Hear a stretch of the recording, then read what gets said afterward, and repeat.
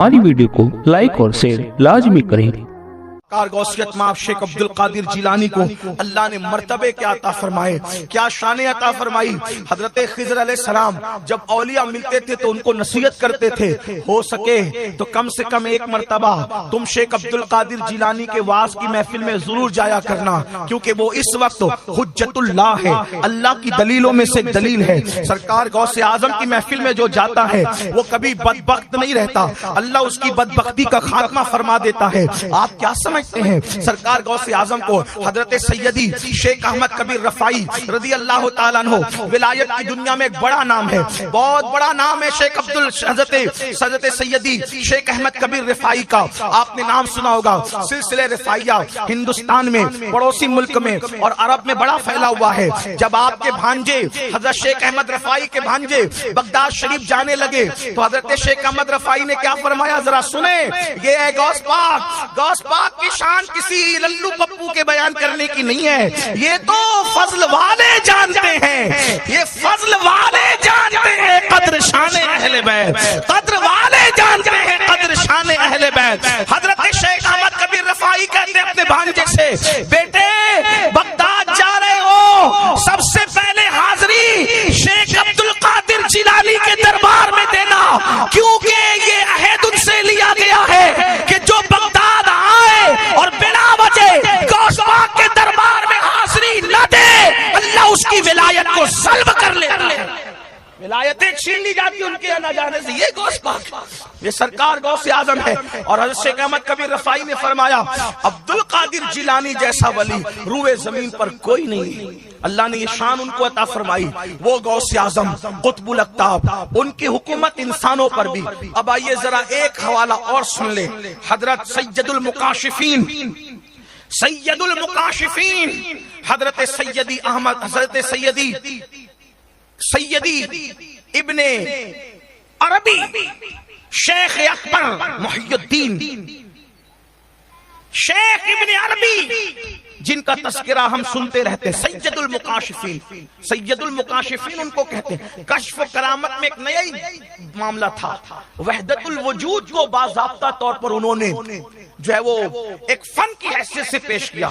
शेख मुहियुद्दीन इब्ने अरबी, अल्लाहु अकबर। कौन हस्ती जिसके कश्फ करामत के गलगले दुनिया भर में। वो इरशाद फरमाते हैं, हर दौर में एक बंदा होता है, हर दौर में जिसको अल्लाह गौसियत कुबरा का मनसब अता करता है, गौसियत कुबरा का मनसब अता करता है। और जिसको गौसियत कुबरा का मनसब दिया जाता है तो वो गौसियत कुबरा का मनसब जब उसको नसीब होता है तो पूरी कायनात उसके ज़ेरे तसर्रुफ और ज़ेरे हुक्म कर दी जाती है।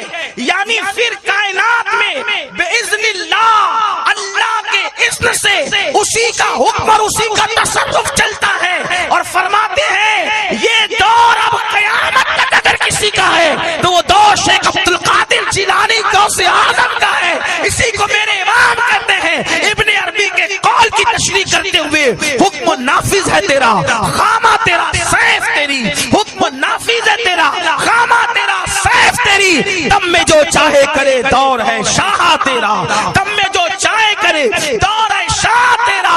और सूरज अगलों के चमके चमक कर डूबे, अल्लाह अकबर।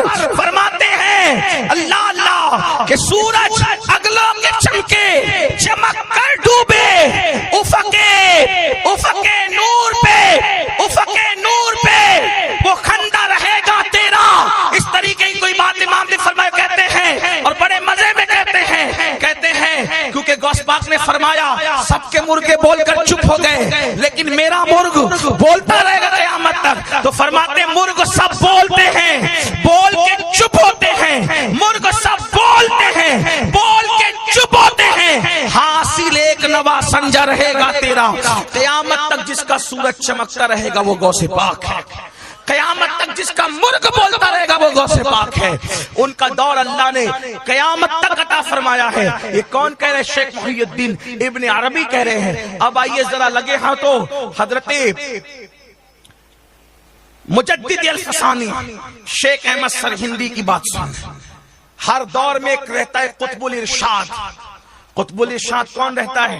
یہ بھی ولایت کی ایک ڈگری ہے. قطب الارشاد وہ رہتا ہے جو قرب کی منزلوں میں جا کر پھر لوگوں کی ہدایت کے لیے واپس آتا ہے.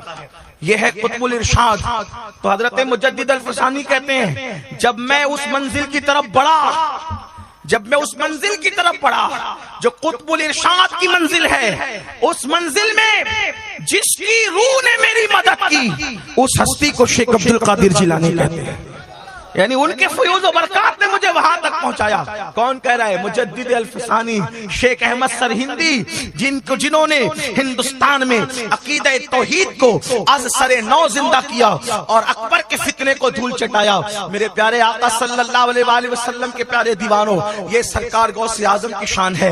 سرکار قطب الاقطاب، غوث الاقواس، شیخ الشیوخ حضرت شیخ عبد القادر جیلانی رضی اللہ تعالیٰ عنہ. آپ کے چرچے آپ کی آمد سے پہلے تھے.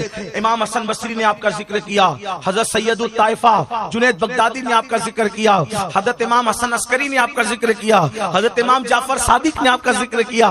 اللہ اکبر. یہ سارے اقوال پڑھنے کے قابل ہے. اللہ اکبر. انشاءاللہ کسی دن موقع رہا تو اپنے مرشد کی شان، کبھی حضرت امام جعفر صادق، کبھی حضرت سیدنا امام حسن عسکری، کبھی سید الطائفہ حضرت جنید بغدادی، اسی طریقے سے کبھی امام حسن بصری، اور اسی طرح سے سلطان العارفین حضرت بایزید بستامی. سلطان العارفین کی تو سن لے، بڑی دلچسپ ہے. یہ سلطان العارفین کون ہے؟ بایزید بستامی.